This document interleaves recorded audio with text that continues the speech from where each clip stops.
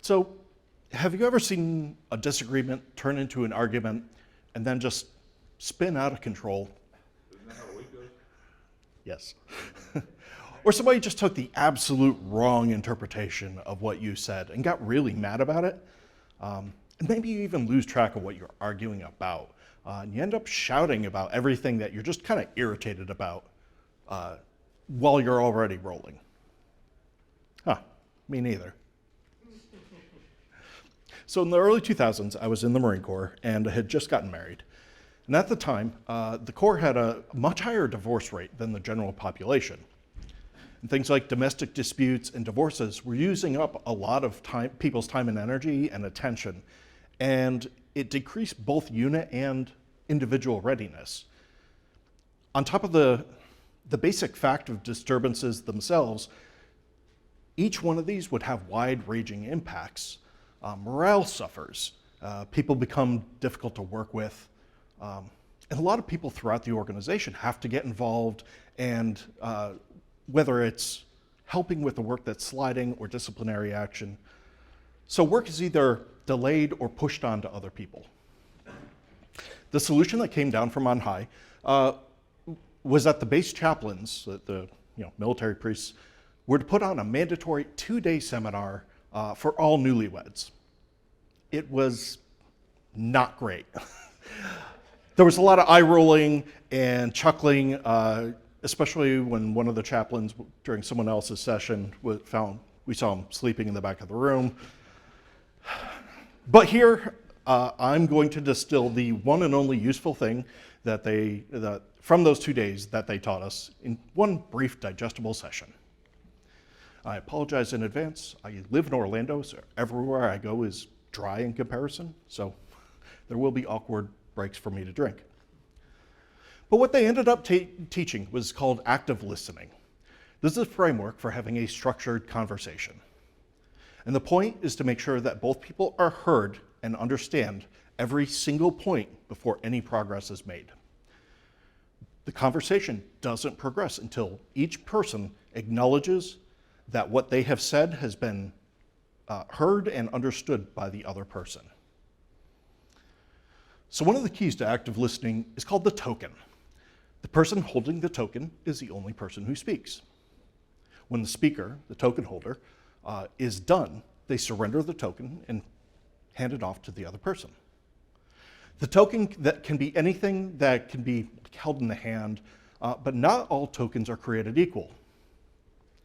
To be avoided are things that might be weaponized or will break things if they're thrown. If you can imagine something being labeled Exhibit A in a trial, you should probably look for something else. Personally, I find that pot holders make great tokens. They're great size and weight and have a satisfying heft if you throw them. Now that we've got our token, let's see how this works. Let's meet Sam and Terry. They can be anyone. Sam and Terry could be dev and ops.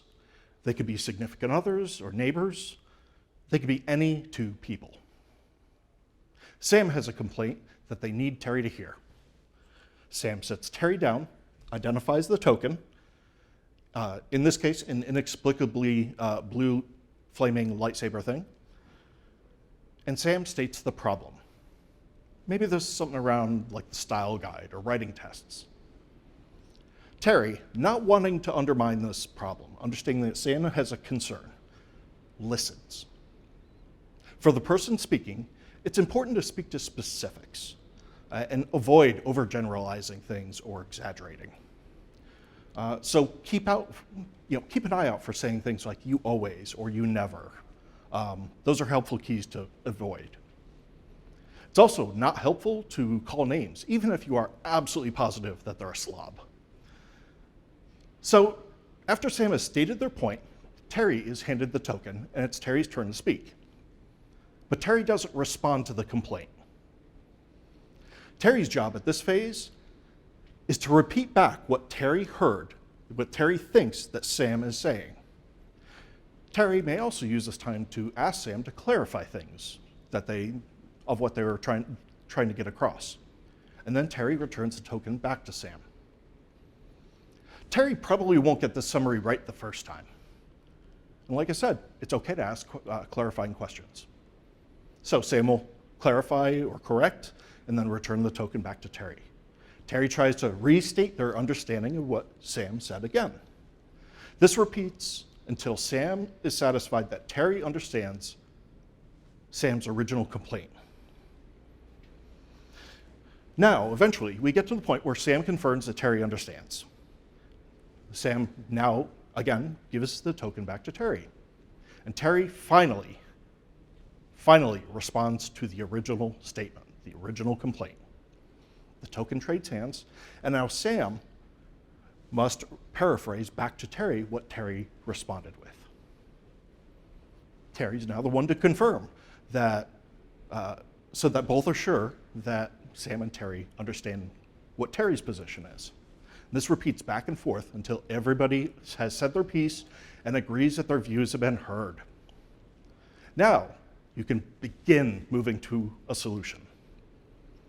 It's been 7 slides, and so far each person has made one statement. Due to the back and forth, the statement, restatement, and confirmation, the pace of the argument is kept very low. It makes it much more difficult for emotions to start boiling over. This is a slow process, and that's a feature of it. By making the role of speaker and listener explicit and grinding down the pace of the discussion until everybody confirms they understand, it becomes in everyone's best interest to listen and consider what they're hearing. This, however, assumes good intent. Now, briefly, some things to avoid are, hyperbole, saying things like you always or you never, any other kind of exaggerating. It's important to keep things in proportion. You want to avoid broad and overarching statements. You're a slob rather than, please put your clothes in the hamper. Personal jabs, personal attacks, and also jokes, sarcasm, and snark. They are just not helpful anywhere in here. Now, arguments aren't necessarily a bad thing, but if they're harmful or unproductive and nothing gets addressed, much less resolved. So everybody involved needs to be acting in good faith, but active listening can be very easily derailed by a bad actor. I like to think that this too is a feature rather than a flaw. There are plenty of ways somebody can be a bad actor, but there's only one way to participate in active listening. Sometimes it's a matter of time and place. Somebody's busy, they can't, aren't in a mindset to have a discussion. It's okay to postpone the discussion, but you still need to have it. Both people need to be ready to engage in this process. But if somebody refuses to, whether it's a matter of not making the time or not engaging in good faith, that's a signal that they don't respect your concerns. So what makes this work? Active listening slows down the pace of the argument, and it makes heated escalations way less likely. By assuring that you're going to be heard, people can listen, actually take the time and listen, rather than trying to time their quips and counters, something I'm very guilty of, if you've met me. Also, ensuring that every point is understood by both people before moving on, you don't find yourself talking past one another. Now, there are a couple of really fun side effects that has come from my wife and I being aware of active listening. Sometimes one of us will come in riled up, hot and heavy, and just jump straight into ranting. This is not a active listening best practice. But one side effect is that after a minute or two, it becomes apparent that the problem that they're yelling about doesn't have anything to do with me. At this point, we can stop and ask, are you bitching to me or at me? Those are very different things, and it's okay to ask, especially if you're not sure. But by the time we've gotten this far, it's usually already pretty clear it's a to-me situation. And I can relax, listen, and respond with the appropriately supportive platitudes. Oh, that bitch. No, she didn't. Now, another fun outcome, especially useful for shorter tirades, is after she said her piece, I can hold up any ridiculous token I want, even one of the less recommended ones, and say, so what I'm hearing is that I'm not the problem.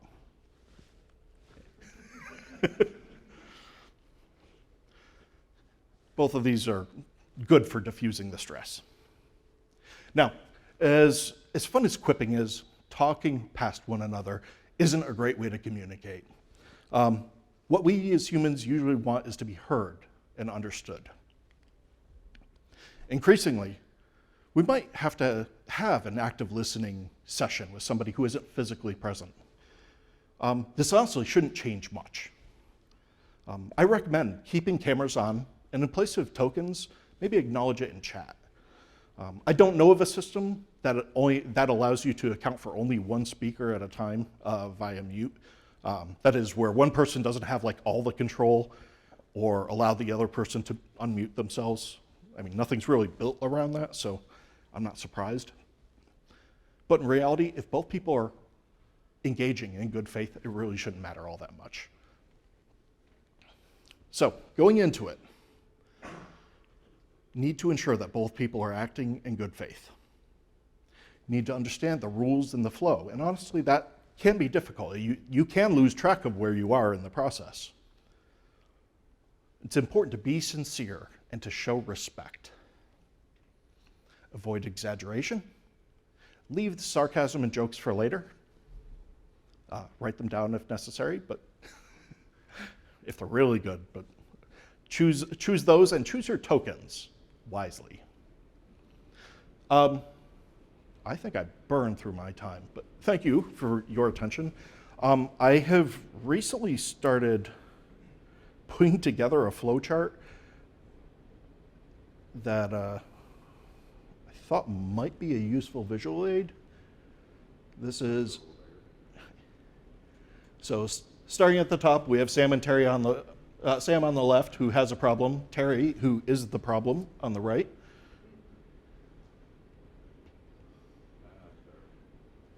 And walks through the steps and shows where the token is going in both places.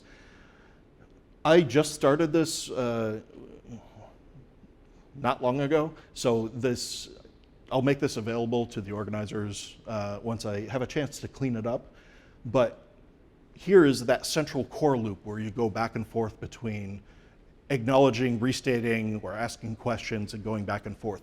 That's this core center loop here, and then eventually confirmation and then handoff, and then you move on to the next major phase.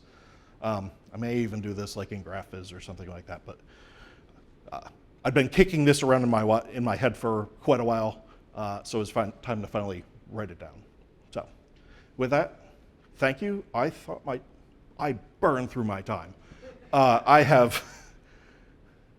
did this in almost half the normal time it takes me, so. So we can cover your questions? No. Does it work for children?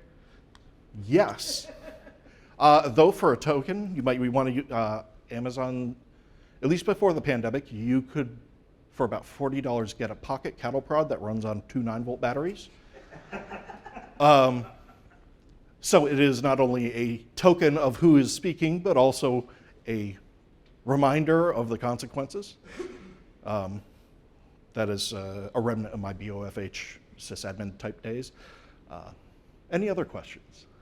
That is actually a really valid point, and especially once my kids hit around 2 or 3, I realized, oh wait, they are actually people and not just this thing I need to feed occasionally. That they do have thoughts and feelings about things that do kind of need to be considered. So, if you can manage to teach your children this process and to stop and listen, I don't see a reason it couldn't work. I know adults have a hard enough time. So adjacent to all this discussion that's happening, when I had a small got a small puppy, a little boxer. And he was the cutest thing, but he did not listen to my wife at all. And so we did behavior training with him. And like we tried many lesser methods, but eventually what ended up working was a shot collar. And I tried it on myself and like, yep, 1 barely does anything, 7, that hurts, that will get. But the whole point is not punishment, but getting their attention. Making sure that you are listening to what I say. And after a while, barely needed it anymore. But it's, I needed the dog to listen to me to stop jumping on my wife. Or we're going for a walk, heel. It was necessary to break that, like, he listened to me, but he had no respect for my wife at all. And that was really problematic at times. Eventually it got much better and became more her dog than mine. But so one day, I'm going to make a wild set of assumptions for brevity. When you see a discussion happening, the first thing you might try is moderating it. This is discussed in the context of just you and one other person kind of in a silo.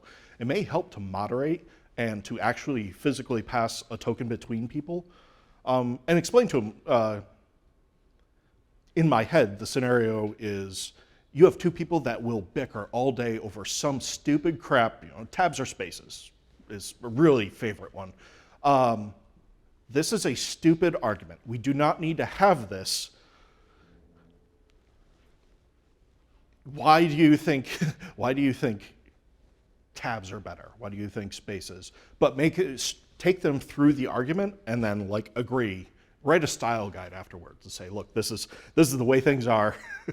If you need to revisit it, it's fine. But do you have anything more to supplement? So I would wait for one of these to flare up. And recognizing that one of these is happening, say, look, okay, pause. Everybody sit down, shut up, and listen to me. I have a thing. Look, we have these kinds of discussions all the time, and they are not productive. They waste a lot of energy. It's likely a good portion of the people involved don't care all that much, other than like your 2 antagonists, assuming. Look, this is not productive. Here's a way to make your cases, be heard, and have the team figure out which way to go, or like whatever your dynamic is for solving intractable, thank you, problems. Is have somebody make the case and some neutral, somewhat neutral arbiter say, look, 2 spaces, 4 spaces, fine. You can't agree. We're going to do 3 and piss everyone off.